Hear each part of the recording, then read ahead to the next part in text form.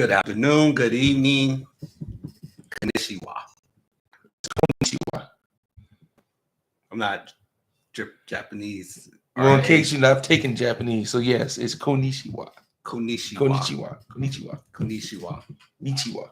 Nichiwa. Konnichiwa. BBY. Kuriwa. All right. Homita. Right. Whatever. Pootie Kane. I might watch Pootie Tang tonight. And welcome to Let the Madness Begin. William Coleman, Marshawn Taylor. It's a beautiful, beautiful, beautiful Wednesday. Yes, it is Wednesday. It's sun shining. It's a little cool outside. Rain yesterday. Now it's cool. So, we're just relaxing, looking at the atmosphere. Man, how you feeling today? Better than yesterday. But between allergies and then a little incident with my grandfather's car, I'm good, man. That's what's up, man? I'm good. I appreciate you coming through yesterday. No problem. Cool, man. See, that's what true friends are about, and that's what we're talking about today. So we're gonna talk about that today. Yes. Might as well go into it. Man. So what brought this? I was just thinking, man, because sometimes you got to inventory your circles, whether it's big, small, or whatever. And it's not because of, and don't get me wrong, it's not based on what people have done or can do for you. It's just based on the merits and stuff that people in your circle, how, like for instance, like you present have the key to my vehicle, my grandparents' house, right? As opposed to anybody else that I know. Right. And I have the key to your house. And I know basically I have the run of your house. And when you come wherever I stay, you have the run of you know what I'm saying? Right. The comfortability of people in your circle. Okay. And we'll leave it at that comfortability. So that means, like I said, Marshawn, if you called me and you said you need $1,000, either I have it or I'm gonna find some way to get $1,000. I don't have $1,000 to give you. So let's get it clear now. Let's get it clear. I'm trying to hustle you out of damn your workout equipment downstairs. You're gonna ask me for $1,000. Let's get it clear. It was like that I don't have offhand. But that's what it's about, because I've learned within the last few, let's see, over the years I've actually had in the back of my mind, but I actually started taking into consideration the last few months, because we got people in our lives that know that when I call you, you're going to have it, whether it's your last. And whether you need it more than I do, doesn't matter, as long as you're willing to give it to me. Right. And that's what I've been struggling with the last few years. And just recently decided just to let it go and let it be what it is. And not necessarily tell them I'm cutting them out, you just cut them out altogether. Because I think we mess up a lot of times. We tell them that, and then they throw that guilt. You know what I'm saying? That like, yeah. Hey man, that's the last time I'm doing this. That man, when they come up, man, and they start making you feel bad for cutting them off. Right. Just like you know, saying they run a guilt trip on you. Like, man, I can see that. Yeah. You know what I'm saying? Like, it happens sometimes. A lot of times, very few. Like, you know what? I understand, but right. Hey, in case you need me, whatever, I'm here. Or hey, we'll always be cool regardless of what you decide to do. Right. And like I tell you, I don't have too many friends like that, that I consider like, hey, family like that. And I think it's good, because it's not good to have everybody that kind of comfort to where, oh, well, yeah, anybody in my circle can come in the house. Right. Because what if one of your friends is a known thief? That's known to be, yeah. I mean, yeah. Exactly. Or a known drug felon. That's known, yeah. So. Known, and I think just say like that, or just known to just somebody who just known to run their mouth, put the business out there. That's very gossip. Yeah. You know what I'm saying? It's like it's like people saying that, hey, my shot comes to my house and he sees that we're taking showers and baths out of a giant big boiling pot, of hot water. He'll ask me the questions, but it's got to never go no further than me and Marshawn. Right. Marshawn ain't got to put it out in the street. Well, damn, man, he out there, they taking baths and showers out of a boiling hot water pot, but, and that's the thing I've always, and that's what I have been doing for those, in case, you know, they may, you know, whether it's them or not, they'll figure it out sooner or later. And it's just what at this point in my life, it's just what it is, you know. Because at the same time, when you start doing the inventory of who you have in your circle, not necessarily of what they can and cannot do, it's just basically of their character and the things they've done. You know, you kind of like, you know, could this person be more of a burden than anything? Okay, I like that. So it's great. So you know, we just saw the tail end of the Benji story, Right? And his friends were talking, Right. and in the midst of them talking, the one thing that came out of their mouth was, you know, his stardom, what he would have been. And they would have taken them as opposed to them. Our lives would be very different. Right. And it's like, was y'all really his friend? Right. When did the friendship? It's funny. Is friendship and business the same? No. I actually beg to differ. You do? I think business and friendships are the same. I think friendship is a business. And I didn't realize that. And I was never like that until I heard somebody say that. And you actually mentioned it here. In business, whenever you do business, you're always looking to make sure you're going to make a profit. Right. If you link up with somebody, they have to bring something to the table, XYZ. Right. Same with friendships. Okay.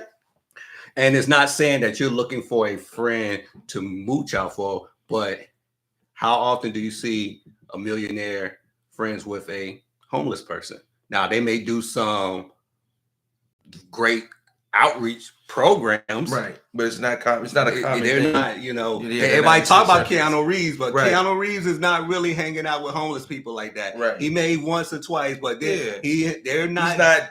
He's not going from Beverly Hills walking down to Sunset Boulevard and just living out in Sunset Boulevard for a week or two. Exactly. There's a reason. Right. So you end up looking at your friends, not necessarily like a money grab, but you start, and I'm glad you brought it up as, reevaluating it, because I didn't think of it that way. And I'll be the first to admit, I never thought of it that way. But now as I get older, I start realizing you are supposed to do inventory. People probably done inventories of me and said, you know what, at some point in time, we can't be friends. And they probably did that to me. I didn't know about I've done it to you and you never realized it sometimes. People understand that. Like, people don't, I'm very protective of you. People don't understand that.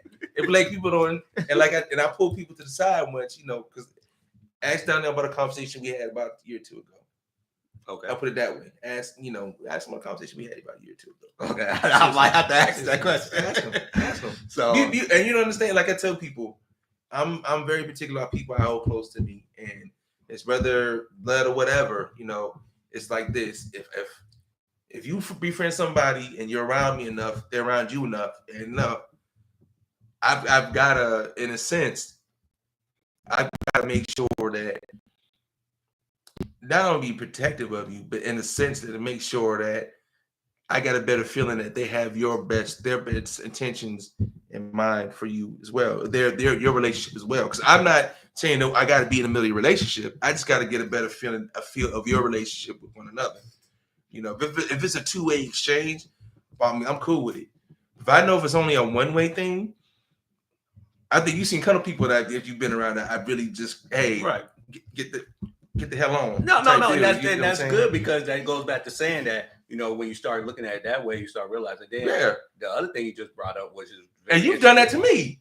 Yeah. so go ahead. Yeah. There's a dynamic you brought up there, and I call it the trickle down effect. Right. So the effect of a friend onto other friends, how, and we see this a lot in groups. Yeah. So when you brought up this conversation about circles, sometimes you see within circles, you may have one or two friends in that circle who can bring down the rest of them. True. And when you bring in new people into your circle, so I do think it's very important, because they say that as the higher you go up in life, your circle should change a little. Yeah.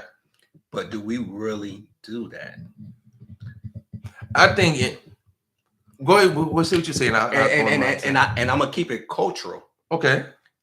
I think for us as Black men, especially, we're kind of torn between separating ourselves because we all have friends who we know. Right. No, it's so true. We know. It's very It just true. is what it is. You We know, know. yeah, you know what, Hey, you know what But it's about. we don't want to cut them off because of fear of being a sellout Right. But it's and all that. but understandable. But then when people say there's a such thing as having a inner circles within that circle, you know, Okay. which is true. And but even sometimes you need to push certain people all the way out of that circle. You know what I'm saying? Because you may have a core group of friends that you know you're always in constant contact with. And you mean y'all talk say at least 3 times a week. Right. You know, you hang out a few times a month. You know, not necessarily. You know, at the least. You know, then you got an outer group. You may be somebody you contact maybe once or twice a month. Okay. You know, there's somebody. Hey, you touch down. When you think about it, you reach out to them in the outer circle. Hey, when you see him, you see him. You run into him. But either way, it's always a good thing. You know, like and people like that. No, and that's the thing. But then you got people that just no good for you. Yeah, you keep their ass outside the circle. And it's funny that you bring that up. That you're saying now, right, in your life, you're making right. those tough decisions. And I wonder, you know, why do we wait later on in our lives to make those tough decisions when it comes to our friends? Because for us, we've seen it all throughout history where people will hold on to people that you may be, as the term was used in the Benji story, the golden goose, right? And they'll always have that one person that always do something, right, that will hinder the golden goose. And it's like, why would you still keep that person around, right? Knowing that person is doing more damage to you, right, than anything else. And more importantly, why do we feel like it's important for us to keep people around? Because in a sense, you wanna, you're not disappear. Let's stop saying holding each other down. It's holding each other up. Okay. Because in a sense, you hold me up, my son, and I hold you up. Right. You know, and that's the exchange I'm talking about. In a sense, it's not necessarily, hey, my son knows if his daughter needed to be picked up, he'll call me. If I'm available, I'm there. You know, and anything, you know, whatever, you know, hey, the same thing with me. If my son, hey, I need some help with something, he do the best he can to help. Necessarily, and that's all the time. You be able to do it. You know, you just do the best you can. You know, and then, like I said, and a lot of times it's not even that kind of exchange. Right. There's times you talk on the phone for hours at a time. That's just on the phone. But sometimes you just you just start talking about one simple thing. We talk about other things, and but before you know it, it's rolling into the next day. You know, and that's just not only with you, other people that we know. So I think a lot of times we don't account for those things as time go on because there's so much going on at time. You know, we allow so many things to distract us. Okay. So many people come in and out, you know, and sometimes we think in the back of our minds they're our friends because at the moment, hey, right, we got this connection because of whatever's going on, whether it's something at work, school, kids, hobbies, or whatever. I like how you brought that up. You see what I'm getting at? Yeah. And that, you know what I'm saying? And then until that thing cuts off, and then because a lot of times you don't think about it till that connection's broken. It's funny. You know? That's what happened. It happened to me when I finally left the KBR arena. Right. And I didn't realize it as, you know, you always have an inkling, but then when you start realizing like a month or two later, right, and then you start realizing, wow, you know, there's only a time for certain people. So I do agree with you that there's a circle here, and there's a circle here, and there's a circle here. Right. Let me rephrase it. Do you believe the true test of friendship is forged through trials and tribulations? Ooh, that's a good question. Man, it can be. I think it can, because whether, and I'm gonna look at it this way. In my opinion, it's, are you there with me while I'm going through everything, or are you there like when weather gets fair again? You know what I'm saying? Like, right. Like I said, because you got people that'll stick out through you. You know, because I remember, like I said, when you was going through that time, I was pissed for you. Yeah. But so still a little bit. But yeah, when you was going through it, like I said, hey, I was making sure you was good. Everything, hey, you know, but hey, have you heard from so and so? You heard from so and so? All right, now keep checking, but you know I got you. Keep going. And then hey, finally something opened up for you. You know, blessing came. You know, and you know, yeah, here we are. So yeah, trials and tribulations could be one way, or just knowing that person in general, because you get a good sense of somebody. You know, like I said, if you sit there and say, hey, this is where I need you in the certain, you know, whatever, and that person's cool with it, that's fine. That's cool. You know, because sometimes you need to have that conversation with somebody. Hey, man, look, I'm here. We're having this conversation because I feel you can do X, Y, Z. For me to do A, B, and C. You know, but hopefully, some down the road or somewhere along the way, we can make this thing work. You know, to where maybe there's some other kind of relationship. You know, to where it's another more of a constant collaboration. Okay, that makes sense. No. I'm glad because I like the terms you keep using because it's more of you keep using collaboration. You know, a teamwork, and I do believe that that's what friendships are. They're not one-sided. I think we do get a lot of one-sided. And we call them friendship. We call them friendships. Yeah. Think about it, Marshawn. It's not really a friendship. I'm always giving. It's a benefit. Yeah, you always benefiting you on your side. Right. You know, every time you hit me up for $40 here, $50 there. You know, yeah, we have a conversation about things that's in the past, but at the same time, I'm not getting back in the return, but empty pockets. Right. You know, and it's not necessarily, like I said, not about the financial thing, it's how I'm feeling, because if I don't hear from you till the next time, dog, you at least could check on me. And I feel, and people don't understand about when it comes to me. When I tell you, hey, do whatever the hell you need with the money, just make sure you check in with me, make sure you're good all the time. Right. You know what I'm saying? Call me at least once a week, make sure you're good. Text me or something. Right. That's what I tell anybody, regardless. Hey, and then people don't understand that, because even my grandmother taught me that. Grandmother used to teach me, like, look, I don't care what you do with the money. Just make sure, as long as you're okay the moment you need it, and make sure you're always in contact with me. Make sure to let me know that you're always fine, you're always okay. You know, and that's the thing about it, and that's how things should always be.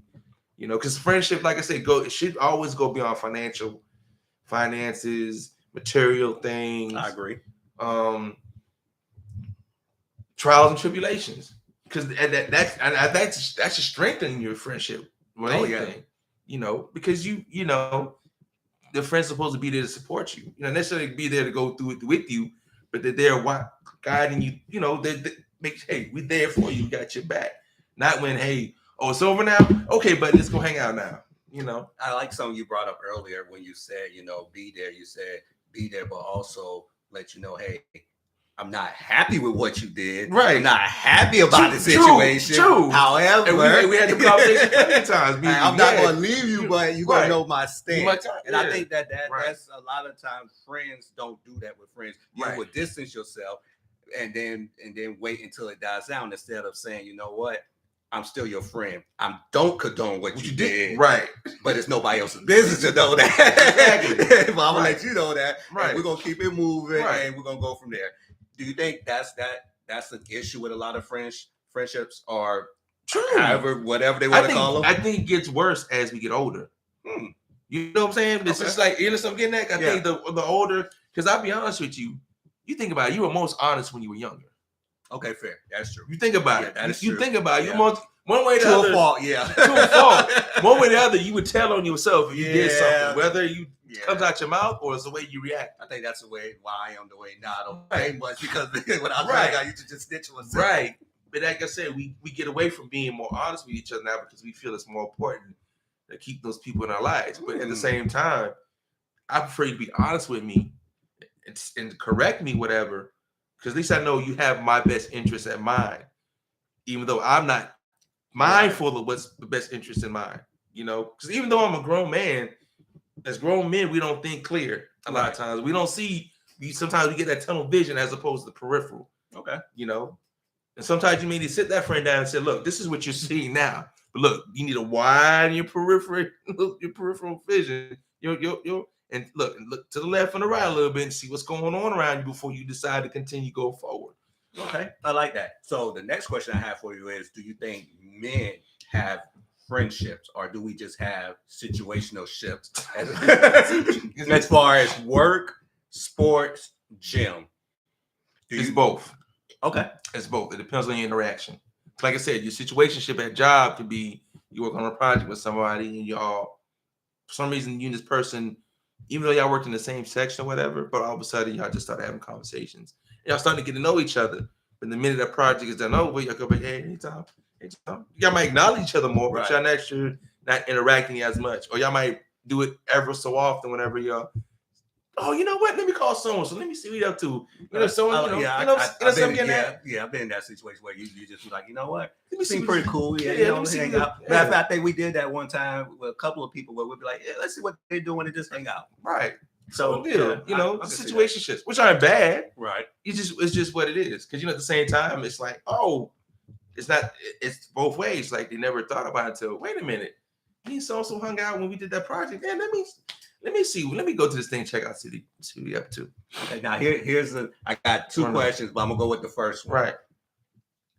Do you believe that there's levels to friendship? And if there are levels, do you think we always skip the levels and just go automatically to indoctrinating people? I think it happens with men and women. So like, because I think we had this conversation a long time ago. Like there's friends that you give them access to everything from your house, your car, family, your kids. You know what I'm saying? Right. Families like that.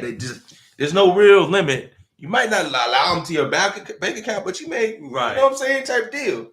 There's friends that you wouldn't even let in your house. Yeah. Friends you wouldn't even let touch your car. Yeah. Friends that you won't both touch your house or your car. Right. You know what I'm saying? Some that probably never been to your house. Never been to your house. Don't even know you back in the country. You see, there are levels to it. Like it's crazy. Like girl, I wouldn't trust her with my man. You know. Yeah, that a lot. Yeah. You know what I'm saying? But your friends, I don't understand. That. How you friends? Right. Or man, I wouldn't trust her with my shoes because that type of deal. There are levels to it because you allow. It's like what you allow that certain person to do. Like I tell there's certain people in the family that that gets a key to the house. Right. Right. Same thing. Certain people that hey, when they come over, they're welcome to anything that's in the refrigerator. There's certain people that they come to the house. No, you sit your ass right in the living room. Need something to eat? Need something to drink? You wait, no. You give them options. You get water or Kool-Aid. You want cake or you want cookies? Yeah. Right. Knowing that you got all this stuff in the bag now, you give them options. Okay, you want to eat this in the living room? You eat this outside. Yeah. I agree. Oh, you going to the bathroom? Okay. All right. Follow me. I'll show you where the bathroom's at. I agree with that. Right. So I'm glad we talked about friendships because Steve Harvey made a statement. I'm not a big Steve Harvey fan. I think he's probably a cool person. I just think he's living life. Y'all gonna be best friends when you meet him in person. You're probably right too. and I'm gonna ask him for his daughter's number because I'm better than Michael B. Jordan. Let's go with the he question. said men and women cannot be friends. Oh, now he says he has no female friends, and I'm like, well, if that's the case, first I'll give my spiel. I think that's a lie. Yeah. I think what he is, there's levels to a relationship between a man and a woman. Right. However, I think you can be friends. True. Now, how you become friends, now that may be the gray area. And I think that's what he needed to elaborate on. Do you feel as though he has a point with that men and women can't be friends? Or do you think it's how they became friends? It's how they became friends and how they look at each other. Okay. I like that. That's the thing. Because like you said, it's one of them things. It's like, is she one of the friends that you invite her over while wifey or girlfriend is home? That's a good point.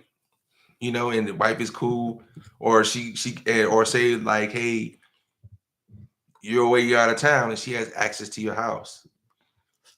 You know what I'm saying? Great point. Yeah, yeah. and wife, your girlfriend knows that she has a key to the house. She has access to the house, to the car. You know what I'm saying? Right. What kind of access does that woman have to you? You know, what's your availability? How much do you allow that access? And that's the thing. And I think people misconstrue a lot of times, because not necessarily when you have a female friend or a male friend, they're necessarily they're not, as far as I know, and you just gotta pay attention too sometimes. You just gotta pay attention to how, and you just gotta make sure they're in a comfortable setting to be mindful Right. of how they interact. You know, because a lot of times, they're gonna behave if it's something where it's something mischievous going on. If it's not a relaxed and comfortable environment, if it's something their eyes on at all times, of course they're gonna be in their best behavior. Right. But even that might even tell you something too as well. So, but you don't want to read into it too much, and you don't want to at the same time just let things go. So I mean, it's all in what you're feeling, what you're willing to accept, what are the boundaries. Like you said, how did you meet? Because one thing, like I said, if there's something where they previously dated and they became friends, depends. Like I said, it depends on how comfortable you are with that person being friends with them. Because it does happen. It When you does. date somebody, you become friends or whatever. Whatever. But at the same time, you got to make sure your mate is cool with that as well. No, I agree with you on that. And that's the thing about it. Because and then a lot of people we often forget is, even though that she may be my friend, she's got to be willing to be her friend too. And she's got to be willing to be. They've got to have they've got to develop a relationship to where she's comfortable with me knowing her. And same thing with me and him. And if there's no connection where they're, because it happens, especially with females. Yeah. It happens. Yeah, they're quick to be like, yeah, they'll shut it down before they even give it a shot. But. Like I said, it's not as simple as we're saying it is, but just in my opinion, I think that's how it should go. Okay. Now, you brought up a very interesting side of the friendship thing. Do you think that once a spouse come into play, boyfriend, girlfriend, significant other, wife, husband, etc., once that comes into play, should that change the dynamic of friendships? Do y'all become your friends to our friends, or can it still be your friends with the stipulation of at least I know who's who? I go with the second. Because you don't, because the thing about it, and the thing is, I don't, even though you are one, you should be able to have your own set of friends that I'm comfortable with. Hey, you know what I'm saying? It's like, hey, okay, well, she got her own people. I'm familiar with who they are. Comfortable when they go out, they do their thing or whatever. Not necessarily their thing, but they're out shopping. Hot girl summer. Hey, whatever. We'll leave it at that. But still, it's one of the things. And the same with me. I had got my fellas. She's cool. She's familiar with who they are. Whatever. And the same thing for the female side. And there's on the males and whatever. It's if I'm familiar, I'm cool with it. Back to what I said. Hey. And I got a better understanding of the dynamic on my point of view. By all means, I like that. Yeah. Okay, I like that. So we're gonna switch gears to another topic, and I'm actually glad you sent me that article. Right. Harvard is investing over $100 million towards reparations, and I guess what they're if it's what I'm thinking is that they realize that their institution was built by slaves, and I guess it was starting with the families of those slave owners. I guess they were compensating them, and I guess they're going to try to move it towards scholarships and other things. Yeah, we're in an interesting time because reparations has been on the table for. I'm 41. I guess I could say I came about hearing about it about 11. So reparations been on the table as far as African Americans fighting for it. During that time frame, the American government has always given out money to other ethnicities to include Ukrainians. I mean, it is what it is, right? I mean, so Haitians too. Haitians too. Disappeared Disappeared under a bridge in Texas. and all of a sudden they got $100,000. Yet and still, as true-blooded African Americans in this great country of the United States, we are still fighting for reparations in some shape, form, or fashion. Right. Do you believe we will ever see it? No. Is it our fault? In a sense, because that's something that should have been a part of the civil rights movement.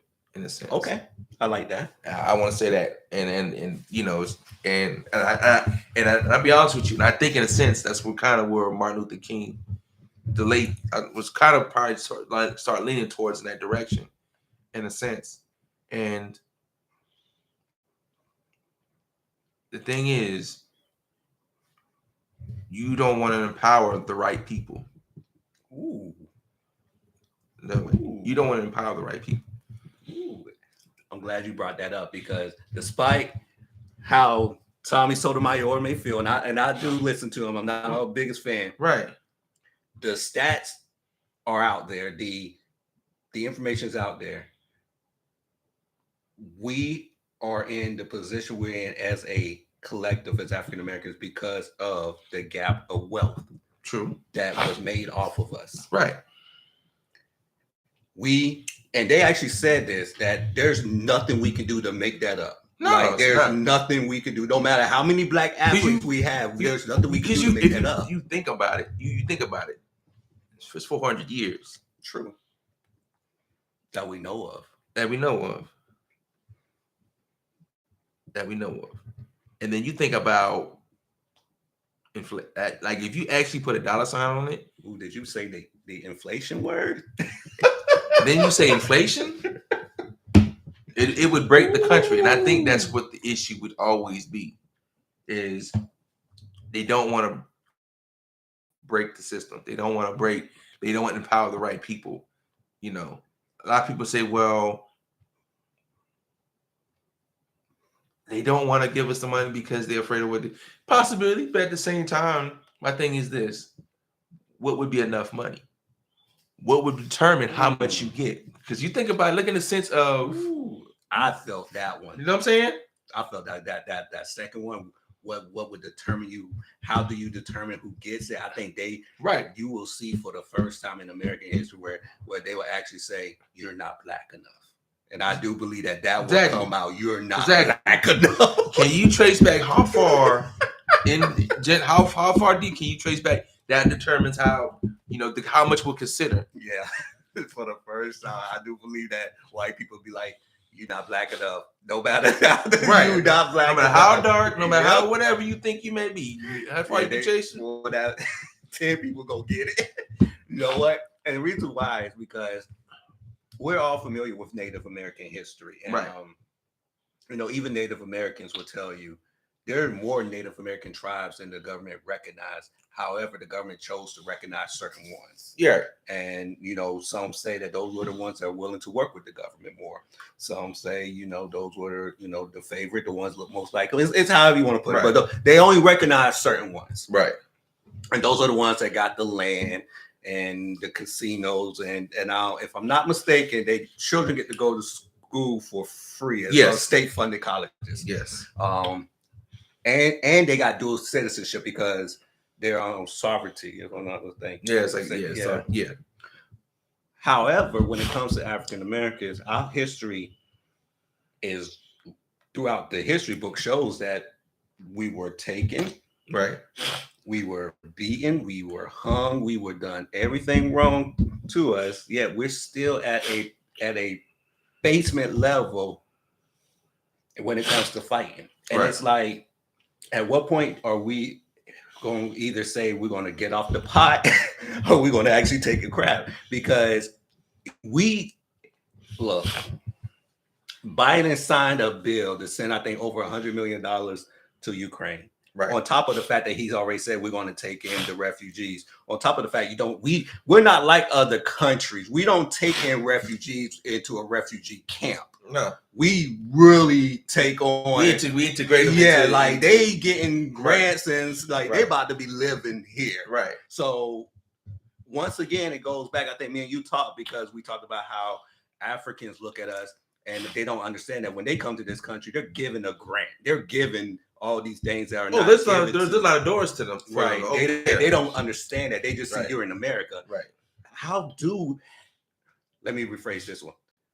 We know that we're never going to close that wage gap unless something dramatic happens. Do you think that reparations will be the key to us getting to that point? It'd be a start. But then, like I said, you got to have a plan. Okay. Think about it, plans don't always go exactly 100%, but you got to have an idea of what you're going to do. First thing people are going to do is buy houses, cars, whatever. Right. But keep in mind, if I tell you, my Sean, I give every African American family $100 million one time to clear your debt. Every African American family, that's probably that'd be almost a quadrillion. Woo. Something like that. Quadrillion, quintillion. It'd be up there. It's not a lot of money. Our flag might be flying under China's flag. What they get done. But like I said, these are the grounds. Is this? No more government assistance programs. No more government assistance programs. Ooh. That's one. Ooh. Now, you must get audited. Mm-hmm. Also, you get to determine how you get yours in increments. You can get it like a lot. You want a lump sum, you want an annuity. But either way, you get that. That's why you're gonna get audited, because you're gonna get it. Hey, because once you get all at one time and you say it's gone, hey, we're gonna do an audit and see what you do with all that money. Because this is it. That's a one-time thing. Now, mind you, the government programs are gone. So you can't say, hey, I'm broke out. Hey, what did you do with your money? Now, there may be some cases where, but either way, hey.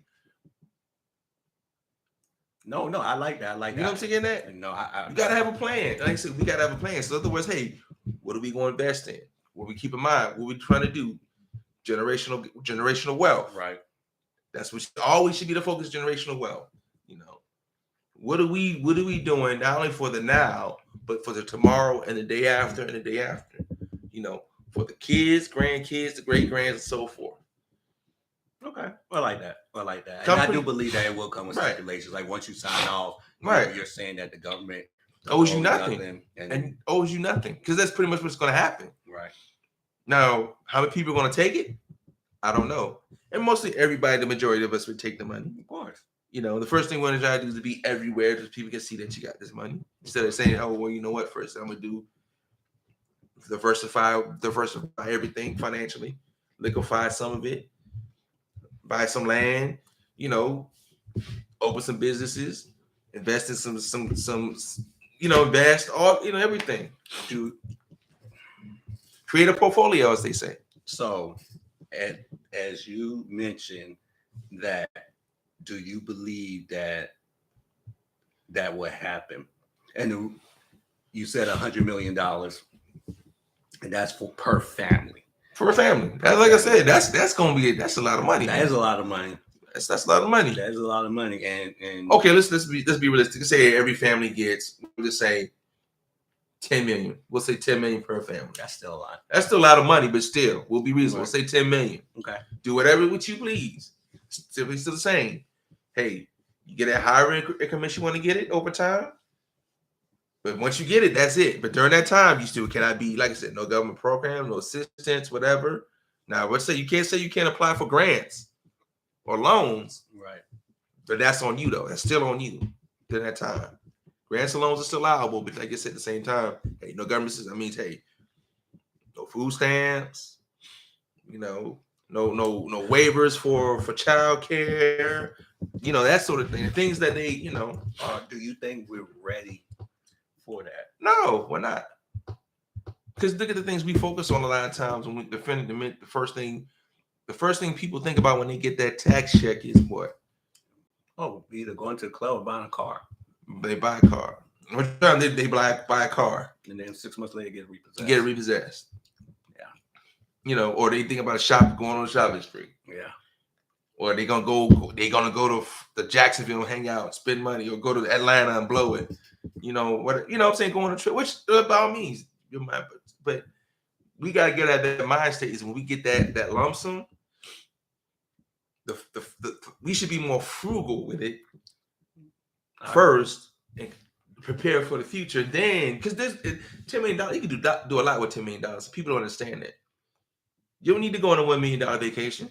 You're right. You don't need or houses going at the moment costs are getting close up there. You can, like I said, you ain't got to be outrageous with it. You can still live within a means, create a new set of means. You know, everything materially we're kicking out money for, but if it doesn't hold value, you know.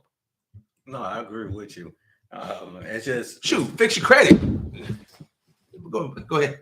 No, it's true because, you know, we see athletes going broke, so we know people don't understand. You can't go broke. You can't go broke if you're not smart with it. You're not wise. I find it interesting because we're still talking about trying to get reparations, and despite what people think, as African Americans, we're actually split on this.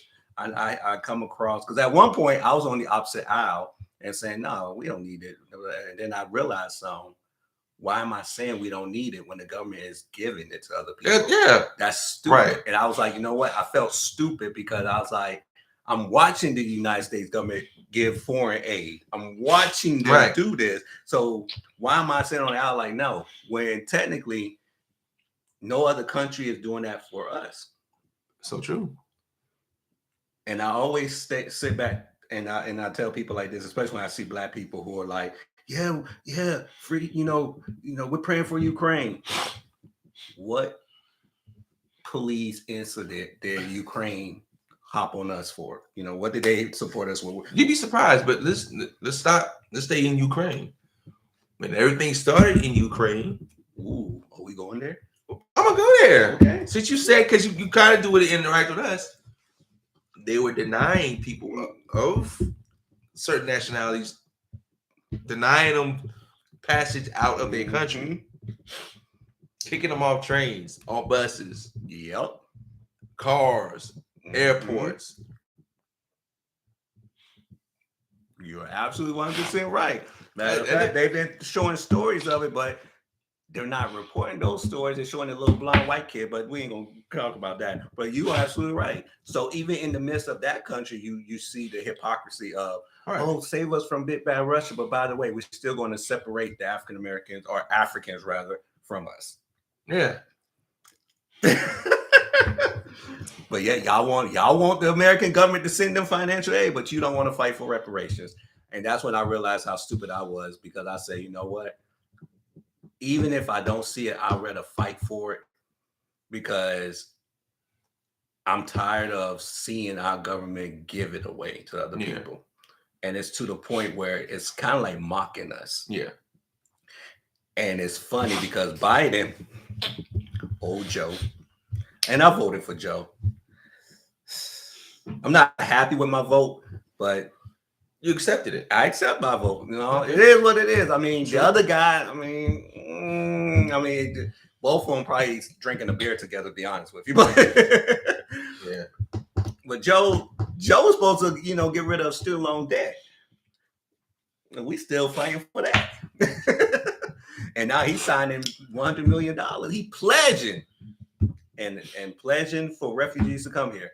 Yeah, we still haven't seen the student loan relief that he claimed that he was supposed to wipe out all student loan debt.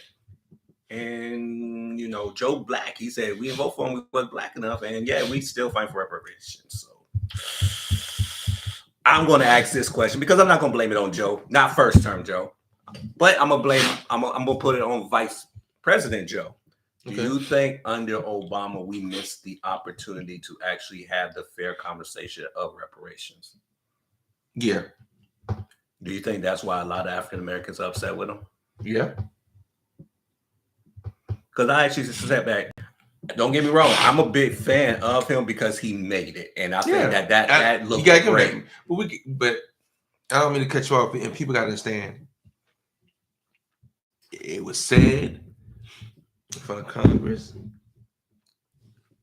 or whatever setting, they said that whenever this man tries to get passed, we will object, we will deny, we will not allow him to get anything passed.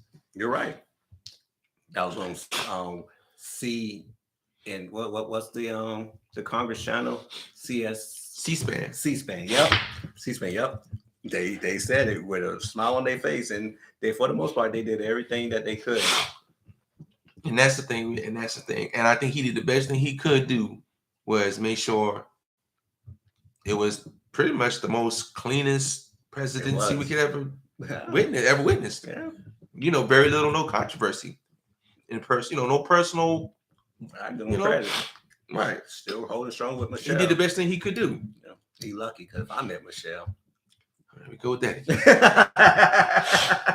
but yeah. So, and I mean, I think the opportunity was missed because he was fighting a whole uphill battle.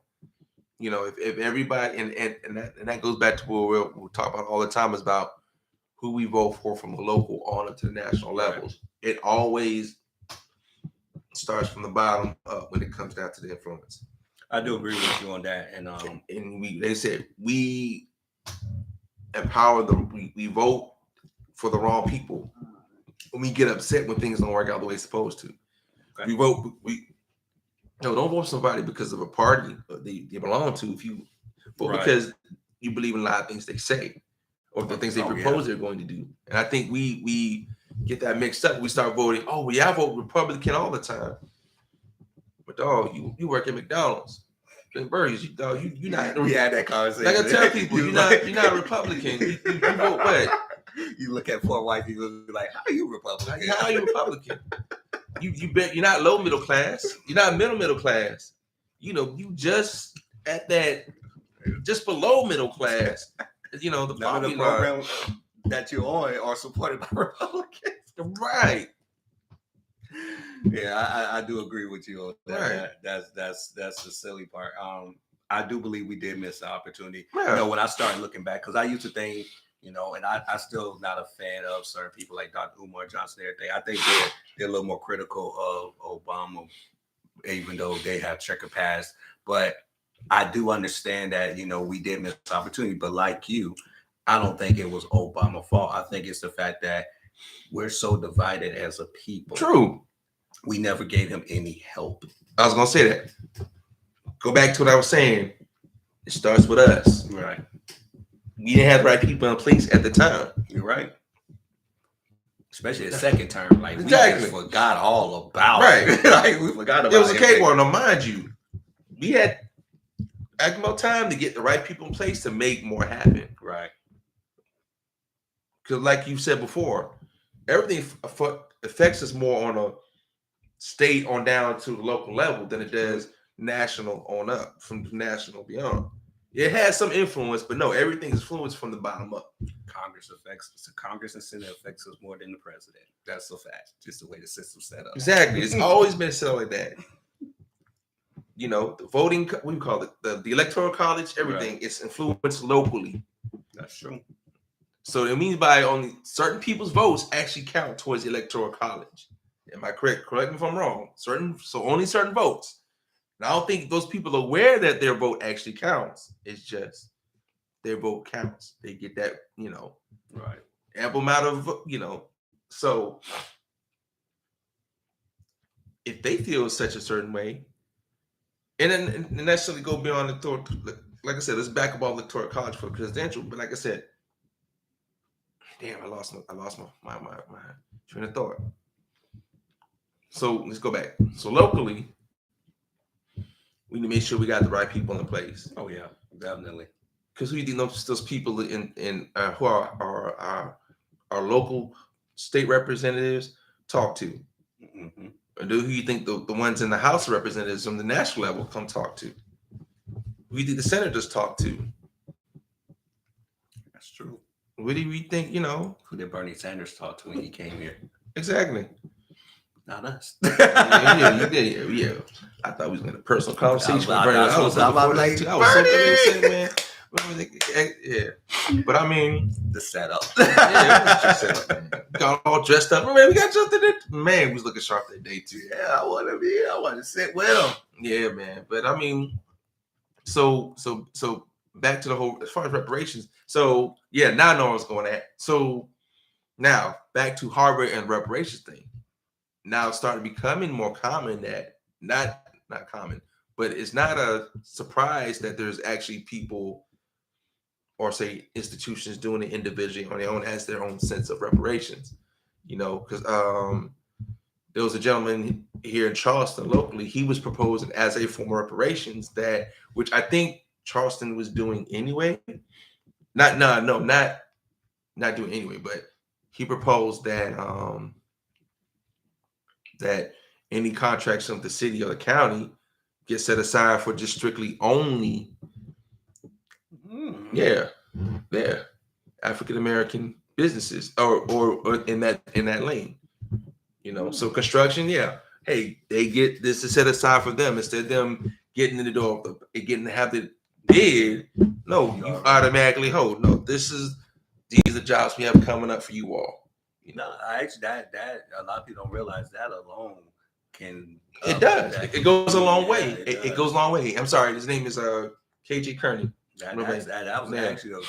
That's actually a plausible idea. Yeah, it is. I like it, and I mean, we'll talk offline. But yeah, so we definitely, like I said, and that is, like I said, that's plausible. Yeah, I think it is. Like I said, it's more of a common thing, and I think now, will people actually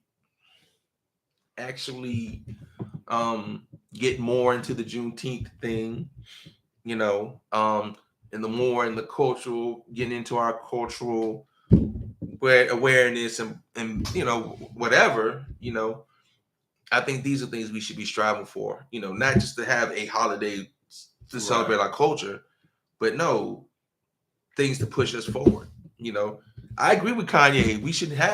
I think we should have both a Black History Month and a Black Future. Was it the Black for? I forgot what he said. What did he call it? He said no, he didn't like Black History Month. It should be Black. What was it? I thought about it this morning. It's Black. Kanye says so much, and sometimes it makes sense. Sometimes. Yeah, the Black Futuristic Month or something. Why can't we have both? The past and the present and the future. You know, why can't we do both? Why can't we get past 29 days? Yeah, you know. Why did we let the gay and lesbian community take Black Music Month? Like, hey man, they stole it from us. Like, yeah. Excuse me. I do have a question, and this is something that I just thought about, but it's been on my mind off and on. Do you believe that if we were to fight for reparations, that we wouldn't get it, or we would get it with the piggyback of other minority groups? In other words, yeah, we'll give it to you, but we're going to add gay and lesbians, we're going to add Hispanics and some other groups too. It's kind of like how they're doing, you know, affirmative action now. It used to be for us, right? But now it's encompassing everybody. You know, you can't double dip. Okay, you can't get it just for the lesbians and then you get it because you're Black. You know what I'm saying? Or you're Black and you're bisexual, or it's one or the other. Do you think that's fair that now we're being lumped in? We've always been lumped in. Because we do it to ourselves at times too. Okay, I like that. Like, you think about it. I do. Why is just being Black not enough? So why we got to be Black feminists? Why we got to be, you know? So you think those why we gotta roosters finally came home to cluck? Yeah, because like I say, we do it to ourselves. I want everybody to check out. If you get a chance, go on Epix and watch The Godfather of Harlem. It's a very good series. It's based off of Bumpy Johnson. Yeah, his time in Harlem. I think after he got out of Alcatraz, his time in interactions with Malcolm X, Adam how Clayton, how you say his name? He was a congressman. Yeah, his interactions. Yeah, you see what I'm talking about. Because like I said, a lot of things that we break off to be a part of wasn't really necessary. It was never necessary. You know, it's just people saw the potential when you involve us of how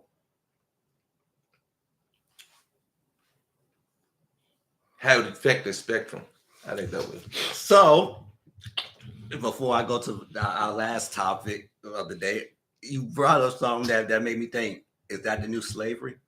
What's that? Bringing us to the table for them to get what they need and then leaving us, so they're making money off of us. That's been going on. It's been going on. Think about it.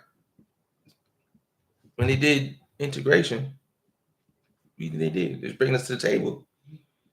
They needed. As they figured out they could get so much money out of themselves, they needed more. So where else can we?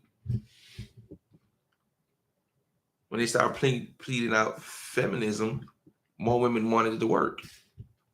Why is that? More money put into the economy. True. At the same time, it's breaking up families.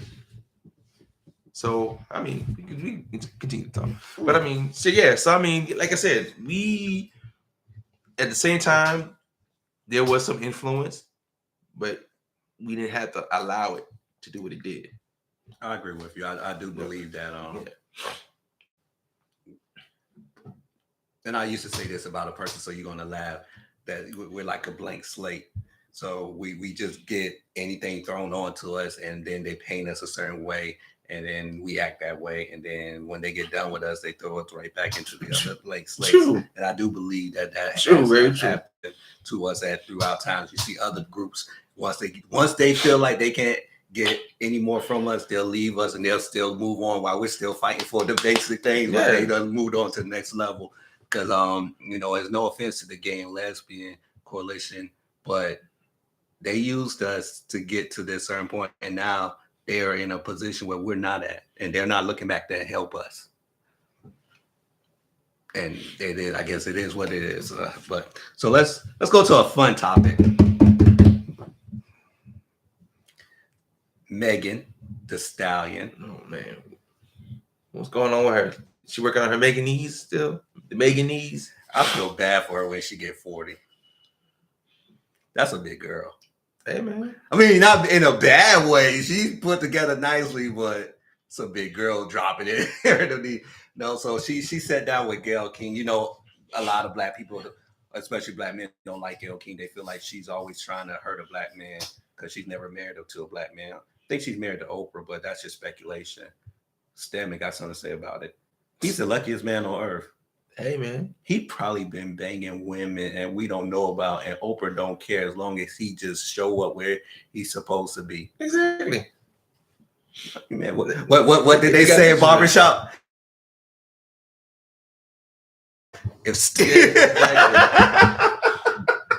like damn, they got him. Yeah, that's pretty dope. But so of course, I guess a year ago, she had an incident with Tory Lanez, and you know, she's on Gayle King. They're calling her Juicy Smollett 2.0. Crying no tears. Really? She crying on TV? Yeah, I didn't see no tears. I didn't see the interviews. I don't know. I only caught some of it, but I'll take a look at it though. But let's go ahead and see. We live in a interesting society, and I'm realizing that number one, facts don't matter. No, evidence don't matter. The truth don't matter. What matters is who tells the story first. The narrative. And the narrative. That's how the narrative works. So there's no evidence towards Tory Lanez at all. Right. Except for the fact that they had sex. Apparently there's DNA evidence. Other than that, there's no evidence that he did it. Where was the DNA at? I want to know. I don't know what does it have to do? I'm trying to figure out what is DNA. I just say that. What does DNA have to do with the case? I have no idea, but apparently they did DNA and everything. Who still has DNA in them? I don't know. Okay. Where they found it at? I don't know. They did the blue light, black light. I don't know what they did. Okay, gotcha.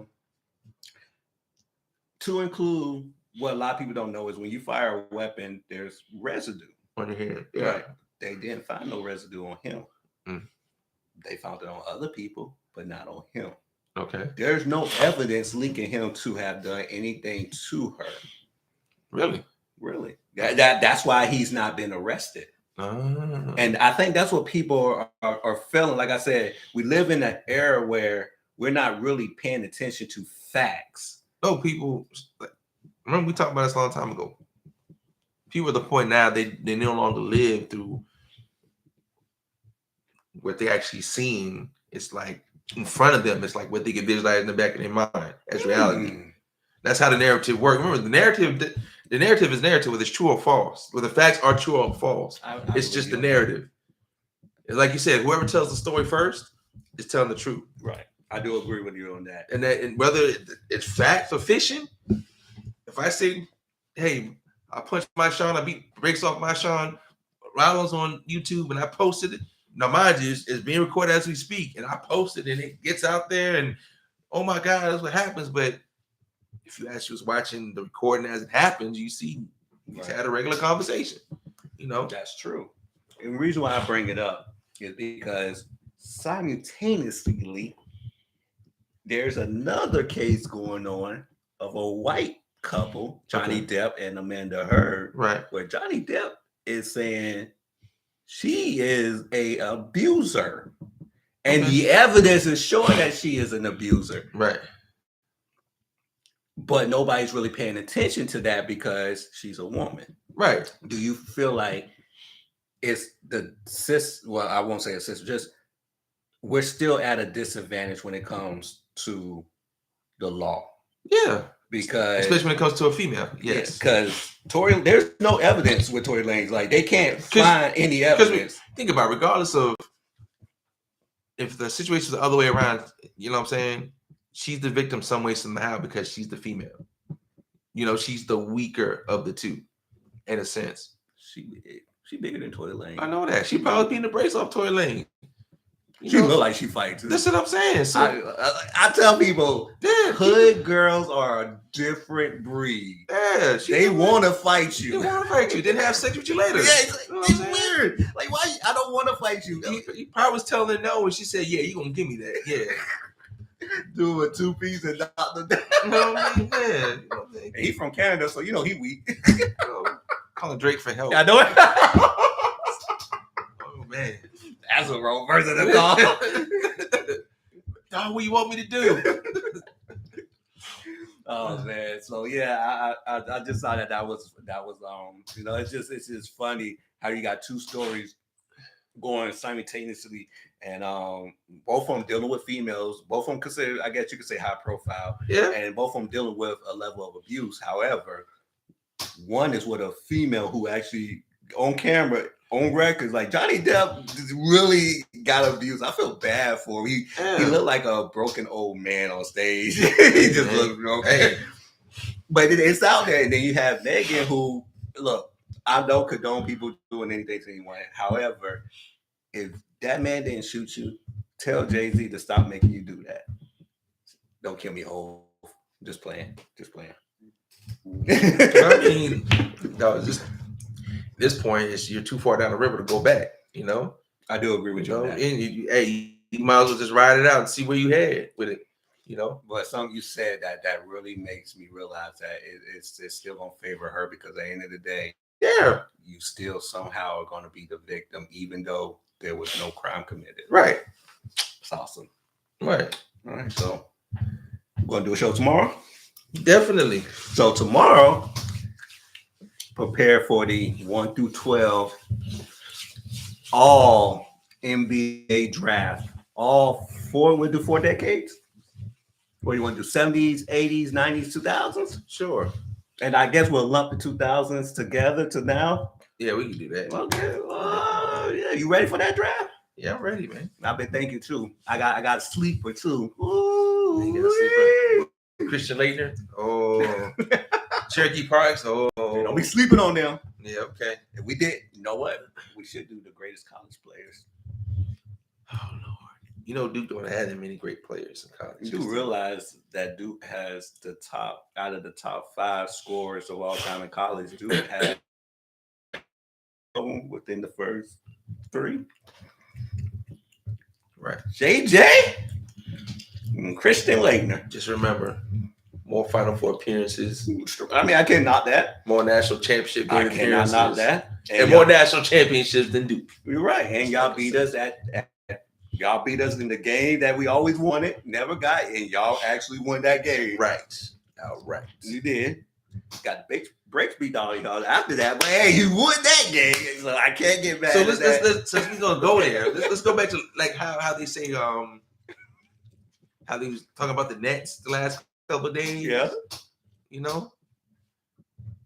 Y'all weren't there, so that's the point of it. Okay, See, you're right. That's the crazy thing about y'all. Oh, y'all got to the national championship game and lost, but did y'all play the game after that? Y'all played the following day? Did y'all play the following day? No. Okay. Oh, y'all played right after we played our game and lost. Y'all played the game right after that same night. Yeah, we watch y'all. Okay. I just want to make sure. I just want to make sure because y'all seem to lose that focus. Like, well, y'all lost it, but we were there. Y'all right. You was there. Y'all were back in Durham watching this play. Yeah, y'all was the 8th seed. The 8th seed. Well, y'all was what seed again? It was 2. Okay. Yeah. And we're sending 5 people to the draft. Okay. Headed by the number 1 player, Ben Carroll. Okay, but we still got like 5 people coming back, and we're gonna win it next year. Oh, God. You ain't seen our class coming in. We got freshmen. We got upperclassmen. Don't let this year fool you. Stop. Stop. Y'all let this year fool y'all. Y'all allowed this year to fool y'all. That ranking. We allowed the pressure. Yeah, whatever pressure. What the pressure, huh? It was the pressure. It must have been a lot of pressure to lose that game in the Final Four. Yeah, chance to redeem yourselves. I wish we would have won that game too. I'd feel better if y'all won that game. Matter of fact, I'm gonna be like everybody else that lives on the internet. I'm just gonna say we won. You start doing that now. We won that game. Start the narrative. Y'all want to always win a national championship. Yep. Y'all beat Kansas. Yep. Coach K went out a champion. Without a champion. That's right. They did 10 parades after that. We're still in the parade. Still in the parade now. Parade around Durham. That's right. On 9th Street. Yeah. But yeah, tomorrow we're gonna do our draft, our all 12, 1 through 12 NBA draft. And the rules are, we can have the same players as long as it's not 1 through 5 same players. But then it's kind of But I'm gonna add something else. This is something I'm gonna add, and I thought about this. Not only can you got 4 decades. I guess it'll be 5 decades. Not only do you have the 5 decades, but you could pick whatever time period of that player. Oh shit. Okay, I got you. You messed up. So I messed up. So it's 12 throughout the whole decades, or 12 from each decade? No, throughout the whole decade. We do throughout all the decades put together. Because I figure if we did it because at some point, for instance, we did the 70s, we would probably have some of the same players. Right. Okay. 80s will probably be a little bit different. Of course, the 90s we will have more spread out. In the 2000s, which I think between the both of us, I think we may have a combined of maybe 2 or 3 players from the 2000s. Okay. I think our team will probably be heavily 80s and 90s. I got you. But yeah, I thought about that because you may want Michael Jordan 19 from 1990 to 98. That might be the Jordan you like. I may like the 84 through 86 Jordan, Right. The one that I just need you to dunk. That's all I need you to do. Okay, I got you. Because my point guard going to give you the. Okay, I got you. I may want Dominique before the Achilles injuries. Yeah, I got you, man. All right, but got anything you want to share with people? Oh man, so are we still good for May 1st? Everything's still a go for May 1st, but we will actually sit down on somebody's first ever podcast and actually, yes, yeah, I like that. I like being in the start off. We're gonna be talking the evolution of sports, particularly the NBA. Okay. And we're gonna be discussing, the differences. Is it better? Just having another perspective of it. Okay, cool. I'm with that. Yeah, how Duke produce top picks with. We have produced a lot of top picks within the 2000s. We just saw one from Simeon Jabari Parker. No, his friend was Jamil Okafor. They were like tight.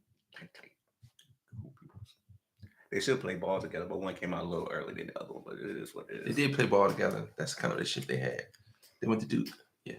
So, just saying, Jabari Parker. Yeah. And Jamil Okafor. How they doing again? I mean, they still probably playing. Yeah, they're still in. They still playing, but how they doing again? They're like role players now. Role players. Okay. All right. Okay. Austin Rivers. How's he doing? Role player too. Yeah. Yeah. Okay. The great Kyrie.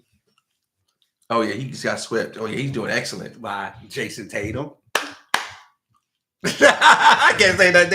I'll give you Jason Tatum. I give you Jason Tatum. We'll see what happens when they play that Heat.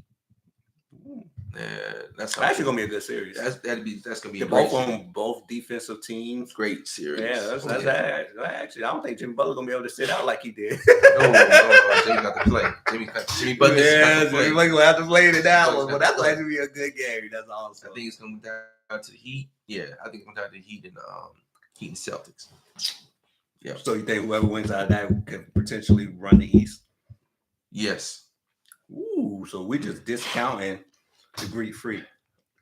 You don't have enough help. I am because Middleton down. Yeah, I think as great as he's a 50-point bucket. Like he can get 50, but if you don't have that other person that can at least give you 20, then that's going to, I think, so I agree with you on that. I think he's going to just wear out. Yeah. All right. But that's it for our show. We'll see y'all tomorrow. Please share, like, subscribe, and don't forget, questions, concerns, feedback, please. Comment, yes, let us know. We will definitely answer them. We will take heed to them, and more importantly, we don't mind talking. So if you have, we might want you to come on. Yeah, we might want you to come on and chat with us for a little bit. Exactly. So William Cohen, Marshawn Taylor, and we are out.